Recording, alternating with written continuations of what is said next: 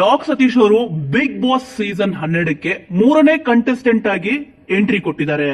ಇನ್ನು ಡಾಗ್ ಸತೀಶ್ ಅವ್ರ ಹೆಸರು ಕೇಳಿದ್ರೆ ಕೆಲವೊಬ್ಬರಿಗೆ ಬೇಜಾರಾಗುತ್ತೆ, ಕೆಲವೊಬ್ಬರಿಗೆ ಖುಷಿ ಕೂಡ ಆಗುತ್ತೆ. ಈಗ ಪ್ರಾಣಿಗಳನ್ನ ಯಾರ್ಯಾರು ಇಷ್ಟ ಪಡ್ತಾರೋ ಅವ್ರಿಗೆಲ್ಲ ಕೂಡ ತುಂಬಾನೇ ಖುಷಿ ಆಗುತ್ತೆ. ಏನಕ್ಕೆ ಅಂತಂದ್ರೆ ಇಲ್ಲಿ ಅವರ ಒಂದು ಹೆಸರು ಮುಂದೆ ಫಸ್ಟ್ ಬರೋದೇ ಡಾಗ್ ಅಂತ ಅಂದ್ಬಿಟ್ಟು. ಇವಾಗ ಒಂದು ಯೋಚನೆ ಬರೋದಂತೂ ಖಂಡಿತ, ಇವ್ರಿಗೆ ಡಾಗ್ ಸತೀಶ್ ಅಂತ ಏನಕ್ಕೆ ಕರೀತಾರೆ? ಡಾಗ್ ಸತೀಶ್ ಅವರು ಇಲ್ಲಿ ಪ್ರೋಮೋದಲ್ಲಿ ಹೇಳ್ತಾರೆ, ರೆಕಾರ್ಡ್ ನ ಬ್ರೇಕ್ ಮಾಡ್ತೀನಿ, ಆ ರೀತಿ ಬಿಗ್ ಬಾಸ್ ಮನೆಯಲ್ಲಿ ಇರ್ತೀನಿ ಅಂತ ಇಲ್ಲಿ ಹೇಳಿದ್ರು. ಆಲ್ಮೋಸ್ಟ್ ಈ ಒಂದು ಬಿಗ್ ಬಾಸ್ಗೆ ಬರಕ್ಕೆ 8 ವರ್ಷದಿಂದ ಇಲ್ಲಿ ಕಾದಿದಾರಂತೆ. ಬಿಗ್ ಬಾಸ್ ಸೀಸನ್ 12ಕ್ಕೆ ಇವತ್ತ ಗ್ರ್ಯಾಂಡ್ ಓಪನಿಂಗ್ ಅಲ್ವಾ, ಈ ಒಂದು ಗ್ರ್ಯಾಂಡ್ ಓಪನಿಂಗ್ ದಿವಸನೇ ಅವ್ರಿಗೆ 65 ಲಕ್ಷದ ಒಂದು ಡೀಲ್ ಇತ್ತಂತೆ. ಅಂದ್ರೆ ಅವ್ರಿಗೆ 65 ಲಕ್ಷದ ಒಂದು ಲಾಭದ ಬಿಸ್ನೆಸ್. ಅವ್ರು ಇವಾಗ ಏನ್ ಬಿಸ್ನೆಸ್ ಮಾಡ್ತಾ ಇದಾರೆ, ಈಗ ಡಾಗ್ ಸತೀಶ್ ಅವರು ಆ ಒಂದು ಬಿಸ್ನೆಸ್ ಅಲ್ಲಿ 65 ಲಕ್ಷ ಲಾಭ ಬರ್ತೈತಂತೆ. ಆದ್ರೆ ಅದನ್ನ ಕ್ಯಾನ್ಸಲ್ ಮಾಡ್ಕೊಂಡು ಬಿಗ್ ಬಾಸ್ ಸೀಸನ್ 12ಗೆ ಇಲ್ಲಿ ಎಂಟ್ರಿ ಕೊಟ್ಟಿದ್ದಾರೆ.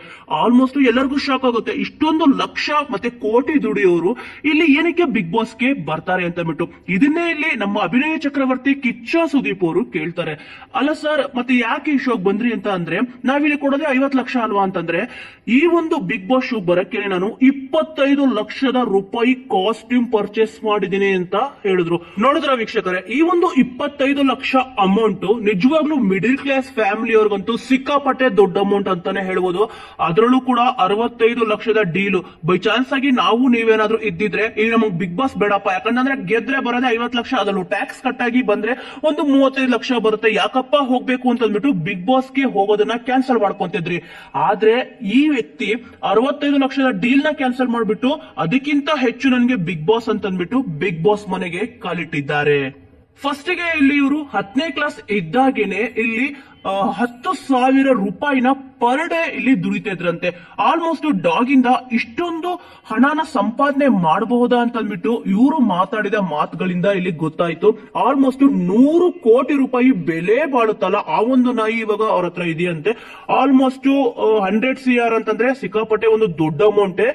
ಡಾಗ್ ಸತೀಶ್ ಅವರು ಮಾಡೋ ಬಿಸ್ನೆಸ್ ಏನಪ್ಪಾ ಅಂತಂದ್ರೆ ಸೂಪರ್ ಡಾಗ್ ಬೀಡರ್ ಅಂತ ಅಂದ್ಬಿಟ್ಟು. ಆಲ್ಮೋಸ್ಟ್ ಈ ಒಂದು ಬಿಸ್ನೆಸ್ ಸಿಕ್ಕಾಪಟ್ಟೆ ಪ್ರಾಫಿಟ್ ತಂದ್ಕೊಡುತ್ತೆ ಅಂತ ಅಂದ್ಬಿಟ್ಟು ಇಲ್ಲಿ ಡಾಗ್ ಸತೀಶ್ ಅವರೇ ಹೇಳಿದ್ದಾರೆ. ನಿಜವಾಗ್ಲೂ ಕೂಡ 100 ಕೋಟಿ ನಾಯಿ ಸಾಮಾನ್ಯದ ವಿಚಾರಣೆ ಅಲ್ಲ.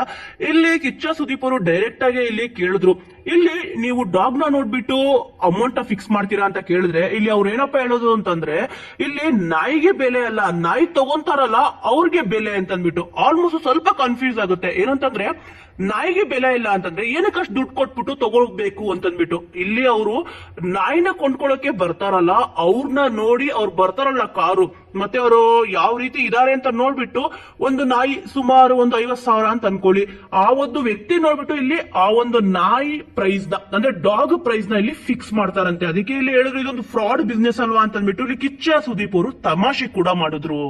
ಸೊ ವೀಕ್ಷಕರೇ, ಸದ್ಯ ಈಗ ಬಿಗ್ ಬಾಸ್ ಸೀಸನ್ 12ಕ್ಕೆ 3ನೇ ಕಂಟೆಸ್ಟೆಂಟ್ ಆಗಿ ಈಗ ಡಾಗ್ ಸತೀಶ್ ಅವರು ಎಂಟ್ರಿ ಕೂಡ ಕೊಟ್ಟಿದ್ದಾರೆ. ಅವರ ಒಂದು ಬಿಸ್ನೆಸ್ ಏನು ಅಂತ ಕೂಡ ಇಲ್ಲಿ ನಿಮ್ಗೆ ಗೊತ್ತಾಗಿದೆ. ಲಾಸ್ಟ್ ಸೀಸನ್ ನೀವು ನೋಡಿದ್ರೆ ಇಲ್ಲಿ ಗೋಲ್ಡ್ ಸುರೇಶ್ ಅವರು ಎಂಟ್ರಿ ಕೊಟ್ಟಿದ್ರು, ಈಗ ಡಾಗ್ ಸತೀಶ್ ಅವರು ಎಂಟ್ರಿ ಕೊಟ್ಟಿದ್ದಾರೆ. ಅವರು ಗೋಲ್ಡ್ ಇಂದಾನೆ ಇಲ್ಲಿ ಸಿಕ್ಕಾಪಟ್ಟೆ ಕಂಗೊಳಿಸ್ತಾ ಇದ್ರು, ಈಗ ಗೋಲ್ಡ್ ಎಲ್ಲ ಬಿಟ್ಟಿದ್ದಾರೆ. ಈಗ ಡಾಗ್ ಸತೀಶ್ ಅವರು ಇವರು ಇಲ್ಲಿ ಏನೊಂದು ರೆಕಾರ್ಡ್ ಮಾಡ್ತಾರೆ ಅಂತ ನೋಡ್ಬೇಕಿದೆ.